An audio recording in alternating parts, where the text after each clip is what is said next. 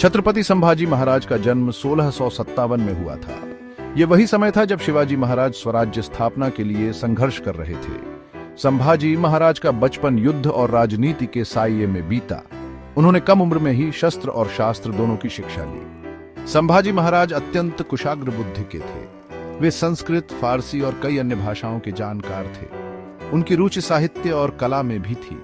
वे बचपन से ही शिवाजी महाराज के साथ युद्धों में शामिल होने लगे थे। इससे उन्हें व्यावहारिक अनुभव प्राप्त हुआ। संभाजी महाराज एक महान योद्धा और रणनीतिकार थे। उन्होंने मुगलों और पुर्तगालियों के खिलाफ कई युद्ध लड़े। उन्होंने साहस और दृढ़ता से मुगलों का सामना किया। 1689 में मुगल सेनापति मुकर्रब खान ने संभाजी महाराज को धोखा देकर बंदी बना लिया। उन्हें औरंगजेब के सामने पेश किया गया। औरंगजेब ने संभाजी महाराज को इस्लाम धर्म स्वीकार करने के लिए कहा। उन्होंने अपने धर्म और स्वराज्य के लिए अपना जीवन त्याग देना स्वीकार किया। संभाजी महाराज को क्रूर यातनाएं दी गईं, लेकिन उनका साहस अडिग रहा। अंततः 11 मार्च 1689 को उनकी हत्या कर दी गई। संभाजी महाराज का बलिदान मराठा इतिहास का एक महत्वपूर्ण अध्याय है।